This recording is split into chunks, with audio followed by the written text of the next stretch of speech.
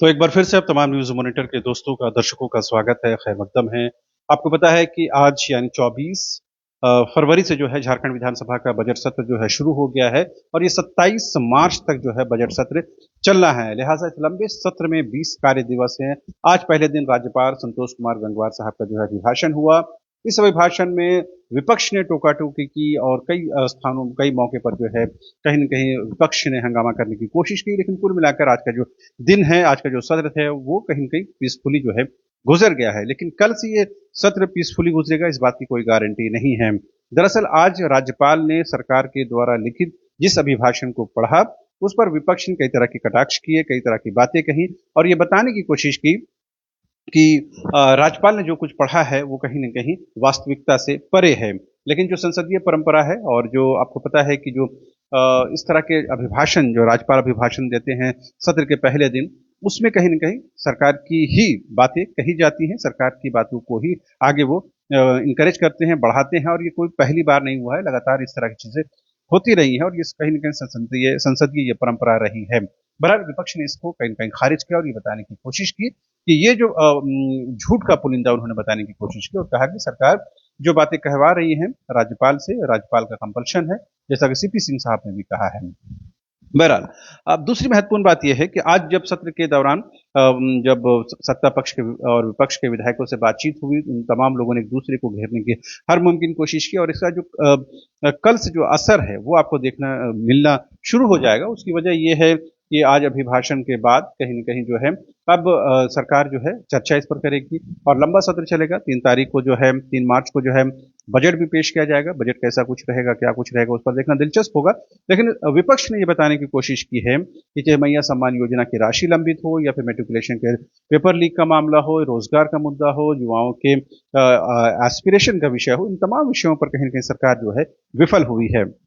और जब युवाओं की बात कर रहे हैं, तो जयराम महतो की बात करना ज़रूरी हो जाता है। जब उनसे बातचीत हो रही थी, तो उन्होंने कहा कि वो युवाओं को जिस तरह से सरकार छल रही है, उसको लेकर के सदन के अंदर और सदन के बाहर जो है आवाज़ उठाते रहेंगे। उन्होंने कहा कि लगातार उन जो युवा हैं उनके क्षेत्र के और दूसरे क्षेत्रों के जो युवा हैं उनसे संपर्क करते हैं, बातचीत करते हैं और अपनी समस्याओं को उनके सामने रखते हैं। लिहाज़ा उनका फ़र्ज़ है, उनका दायित्व है कि वो इस बात को जो है सदन के अंदर सरकार के सामने रखें, एक विपक्ष के नाते और एक मात्र विधायक हैं वो अपनी पार्टी के लिहाजा उन पर और भी ज़िम्मेदारी बन जाती है। तो ऐसा उन्होंने बताने की कोशिश की और ये भी बताने की कोशिश की कि सदन के अंदर वो पूरे समय का जो है फ्रूटफुल तरीके से इस्तेमाल करेंगे, युवाओं को लेकर के, रोज़गार को लेकर के और कहीं न कहीं झारखंड और झारखंडियत को बचाने को लेकर के स्थानीय निवासियों को लेकर के, मूलवासियों को लेकर के, आदिवासियों को लेकर के, इन तमाम विषयों पर जो है वो सदन के अंदर जो है सरकार को कहीं न कहीं एक तरह से घेरने की कोशिश करेंगे और ये बताने की कोशिश करेंगे कि युवाओं से जो कमिटमेंट आपने किया है, वो कमिटमेंट को आप पूरा करिए। जयराम महतो ने कई सवालों का जवाब दिया है, जिसमें उनसे ये कई तीखे सवाल भी पूछे गए, जिसमें वो पूछा गया कि आखिर आपने ये नई गाड़ी क्यों खरीदी? तो उसका उन्होंने अपने तरीके से जवाब दिया और लगातार जिस जवाब को वो रिपीट भी कर रहे हैं।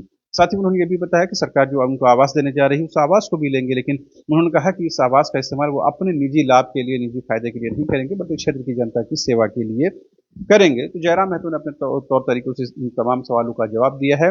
देखना दिलचस्प होगा कि कल जब सदन का दूसरा दिन रहेगा, सत्र का दूसरा दिन रहेगा बजट सेशन का, उस दौरान जयराम महतो को कितना कहने का मौका मिलता है, क्या वो कुछ कह पाते हैं? लेकिन उन्होंने ज़ोर-ज़ोर देकर जो है आज बात कही है, वो ये है कि उन्होंने कहा कि युवाओं के विषय को लेकर के, युवाओं के मुद्दों को लेकर के वो अग्रसर रहेंगे और इस बात को हर हाल में जो है वो सदन के अंदर बहुत ही जामे तरीके से, बहुत ही मज़बूती के साथ जो है इन बातों को रखेंगे, ताकि सरकार को कहीं न कहीं जो कमिटमेंट सरकार ने युवाओं के साथ किया है, उस कमिटमेंट को पूरा किया जाए। तो ज़ाहिर-सी बात है इसमें जो एक महत्वपूर्ण विषय इन दिनों चल रहा है, वो जैक में जो पेपर लीक का मामला है, मैट्रिकुलेशन में हिंदी और साइंस का पेपर लीक हुआ, उस परीक्षा को रद्द कर दिया गया।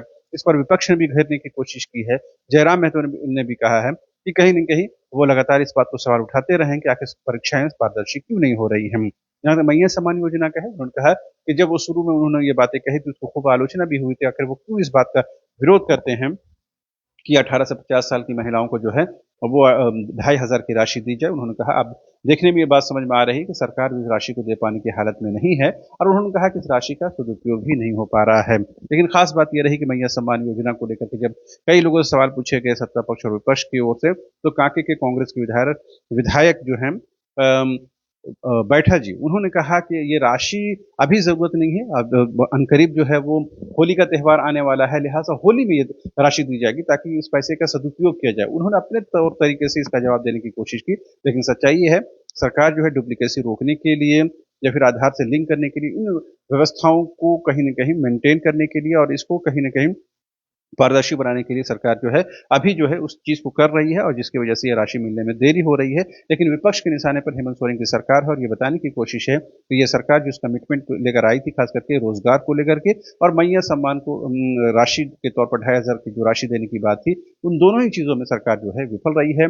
और कहीं न कहीं इन्हीं बातों को जयराम महतो ने, डुमरी के एकमात्र विधायक ने, जो एलकेएम के एकमात्र विधायक ने अपने तौर पर ये बताने की कोशिश की है कि सरकार जो अपने कमिटमेंट से पीछे हट रही है, लिहाजा रोजगार के मुद्दे पर, मैया सम्मान के मुद्दे पर, स्थानीयता के मुद्दे पर और आदिवासी मूलवासी समाज के मुद्दे पर, झारखंड और झारखंडियत के मुद्दे पर जो है जयराम महतो ने कहा कि वो सरकार को घेरेंगे और सरकार को हर हाल में जो है झारखंड और झारखंडियत को बचाने के लिए काम करने की जरूरत है। बहरहाल अभी के लिए तो नहीं, कल देखना दिलचस्प होगा। कल आप जरूर जुड़िए न्यूज मॉनिटर के साथ। सुबह से जो हम खबरें दिखाते रहेंगे, लाइव के तौर पर दिखाएंगे, ऑफलाइन ऑनलाइन दोनों तरीके से आपको दिखाएंगे खबरें और ये समझाने की कोशिश करेंगे कि बजट सत्र के दूसरे दिन झारखंड विधानसभा में किस तरह का माहौल है। जयराम महतो जो खुले पांव आते हैं, खाली पैर आते हैं, वो लगातार उस चीज़ को कंटिन्यू किए हुए हैं और बताने की कोशिश कर रहे हैं। एक श्रद्धा, एक आस्था, एक विश्वास है इस लोकतंत्र के मंदिर के प्रति, लिहाजा उसी को वो कंटिन्यू कर रहे हैं। और आज भी वो पूरे अपने साथियों के साथ पहुंचे और उन्होंने तमाम सवालों का जवाब दिया। लगातार पत्रकार उनसे वो तीखे सवाल भी पूछ रहे थे, उन तमाम सवालों को उन्होंने जवाब दिया। और कल देखना दिलचस्प होगा कि जब सदन के अंदर जयराम महतो को अपनी बात कहने का मौका मिलता है तो इन विषयों को उठाते हैं। हालांकि आज उन्होंने इशारे इशारे में कहा कि रोजगार के मुद्दे पर, झारखंडियत के मुद्दे पर, आदिवासी मूलवासी समाज के हितों के मुद्दे पर और खास करके रोजगार, मैया सम्मान, तमाम विषयों को लेकर के वो सदन के अंदर सरकार को घेरने की कोशिश करेंगे। बहरहाल अभी के लिए इतना ही। अब तमाम दर्शकों से रिक्वेस्ट है कि कल जरूर आप जुड़े। हम जो लाइव है वो खासतौर पर हम लोग लाइव जो है यूट्यूब प्लेटफॉर्म में करते हैं, उसके बाद उस खबर को जो हम लोग फेसबुक में अपलोड करते हैं। लिहाजा आप यूट्यूब में आइए, सुबह करीबन 10:30 बजे के आसपास लाइव शुरू हो जाएगा। उसके बाद जब तक विधायकों के आने जाने का सिलसिला जारी रहेगा वो लगातार हम दिखाते रहेंगे। उसके बाद जो महत्वपूर्ण बाइट्स होगा, रिएक्शन होगा, जो महत्वपूर्ण खबरें होंगी वो भी हम आप तक पेश करने की कोशिश करेंगे। तमाम लोगों से रिक्वेस्ट है कि ऐसी खबरों को जरूर प्रसारित करें। चैनल को सब्सक्राइब करें, कमेंट करें, लाइक करें, शेयर करें और जो भी कमेंट करें वो संसदीय भाषा में करें ताकि आपकी पहचान, आपकी शिनाख्त, आपकी आइडेंटिटी जो है वो खराब ना हो, धूमिल ना हो। बहुत बहुत शुक्रिया। Thank you so much.